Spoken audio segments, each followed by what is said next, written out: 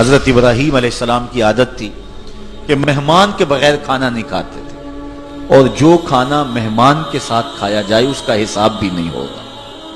ساری زندگی یہ ان کو معمول رہا ہے۔ ایک دن بھوک لگی، گھر والوں کو کھانا پکانے کا کہا اور خود مہمان ڈھونڈنے نکلے۔ ایک شخص کو جو کہ بوڑھا تھا لے آئے، دسترخوان پہ بٹھایا، کھانا جب لگ گیا تو اس کو کہا اللہ کا نام لے کے شروع کرو۔ اس نے کہا میں تو اللہ کو نہیں مانتا۔ آپ نے فرمایا کہ میں تیرے سے کوئی ربط، رشتہ اور تعلق نہیں رکھتا، اللہ ہی کے نام پہ تجھے کھلا رہا ہوں، تو میرے رب کا نام تجھے کم از کم لینا چاہیے۔ اس نے کہا میں تو بتوں کا پجاری ہوں اور روٹی کے چند ٹکڑوں کے لیے اپنے بتوں سے بے وفائی نہیں کر سکتا۔ حضرت ابراہیم علیہ السلام بولے جب تو اتنا غیرت مند ہے کہ میرے رب کا نام نہیں لیتا اور اپنے بتوں سے بے وفائی نہیں کر سکتا، تو پھر میرا بھی تو کیا لگتا ہے، اگر میرے رب کو نہیں مانتا تو میں تو کھانا اس رب کے نام پہ کھلاؤں گا، کھاتا ہے تو ٹھیک، نہیں تو تیری مرضی۔ وہ حضرت ابراہیم علیہ السلام کے دسترخوان سے اٹھ کے چلتا بنا، وہ گیا تو جبریل امین حاضر ہو گئے، سلام دیا، سندیسہ سنایا۔ رب کہتا ہے اے میرے خلیل، تو نے میرا ایک بندہ ناراض کر دیا۔ یا اللہ، وہ تیرا بندہ تھا، وہ تو تیرا نام لینا گوارا نہیں کرتا تھا، اور تو فرما رہا ہے کہ وہ میرا بندہ تھا۔ ارشاد ہوا ابراہیم بتاؤ اس کی عمر کتنی ہوگی؟ یا اللہ 80 سال کے قریب ہوگی۔ کہا اتنا عرصہ ہو گیا نا میں اس کو رزق دے رہا ہوں، تم ایک دن نہیں کھلا سکے؟ اب حضرت ابراہیم اس کو ڈھونڈ رہے ہیں، وہ دور پہاڑ پہ جا چکا ہے، اس کے قریب پہنچے، کہا میاں کھانا ٹھنڈا ہو رہا ہے جلدی آؤ۔ اس نے کہا ایک شرط ہے، تمہارے رب کا نام نہیں لوں گا۔ کہا نہ لینا آؤ۔ تو کہنے لگا لہجے میں اتنا گداز، اتنی نرمی کیسے آ گئی؟ تم تو کہتے تھے رب کے نام کے علاوہ کھلاؤں گا نہیں۔ کہا کہ اسی رب کا ہی تو پیغام آیا ہے کہ میں بھی اس کو دے رہا ہوں۔ اس نے کہا اگر تیرا رب اتنا اچھا ہے تو کھانا بعد میں کھائیں گے، پہلے اس کا غلام بنا لے مجھ کو۔ تو وہ رب ہے سب کا، ہمارا حق ہے کہ ہم اس کی پوجا کریں۔ تو اللہ تعالیٰ جل شانہ نے ارشاد فرمایا یا ایھا الناس اعبدوا ربکم، اپنے رب کی عبادت کرو۔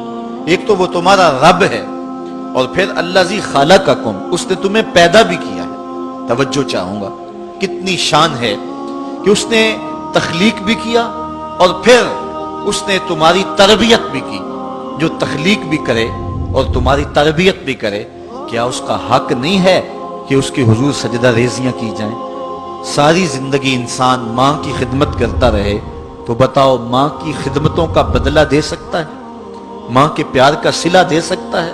تو انسان جتنی مرضی خدمت کر کے ماں باپ کو راضی کرنے کی کوشش کرے وہ تو راضی ہوتے ہیں، بلکہ نالائق اولاد کے لیے ماں باپ کی دعائیں اور زیادہ ہوتی ہیں۔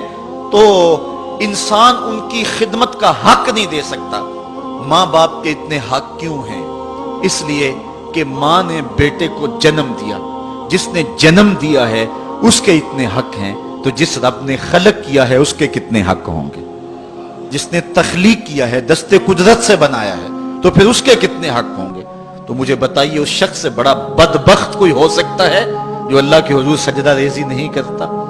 صبح کے وقت چڑیاں بھی اللہ کا نام لے رہی ہوتی، حشرات الارض بھی رب کا نام پکار رہے ہوتے ہیں، بلوں سے سر نکال کر جانور بھی اللہ کا نام پکار رہے ہوتے ہیں، اور اس شخص سے بڑا بد نصیب زمانے میں کوئی نہیں ہے کہ جو اللہ کے حضور جھکنا نہیں جانتا، جو اللہ کے حضور جو ہے وہ عبادت کا سر نہیں رکھتا۔ وہ رب ہے جو تمہیں پیدا کرنے والا ہے۔ ماں کے رحم کے اندر کون نقش و ونگار دینے والا ہے؟ کس نے گوشت کے لوتھڑے کو بولنا سکھایا ہے؟ کس نے چشم خانوں کے اندر روشن چراغ رکھ دیے ہیں؟ اور کس نے سر کے اندر ایک نشیط اور روشن دماغ رکھ دیا ہے؟ کس نے ہاتھوں کو پکڑنے کی قوت دی اور کانوں کو شنوائی کی طاقت دی؟ اور کس نے جو ہے وہ سونگھنے کی قوت اور قوت شامہ ناک کے نتنوں کے اندر رکھ دی؟ کون ہے جو ٹانگوں میں زور پیدا کرتا ہے؟ کون ہے جس نے چھاتی کو طاقت دی؟ کون ہے جس نے انسانیت کو احسن تقویم بنایا؟ انسان، کیا تیرا حق ہے کہ مسجد کے قریب سے تو گزر جائے اور اللہ کا نمائندہ پکار رہا ہو حیا علی الصلاۃ حیا علی الفلاح، آجا نیکی کی طرف، آجا نماز کی طرف، اور تو جو ہے وہ اس کو سننے کے باوجود گزر جائے؟ ایسا ہو سکتا ہے کہ تو اس کے حضور آئے نہ، حاضر ہی نہ ہو؟ یہ بد نصیبی نہیں تو اور کیا ہے؟ اللہ تعالیٰ جل شانہ ہمیں اپنی عبادت کی توفیق نصیب فرمائے۔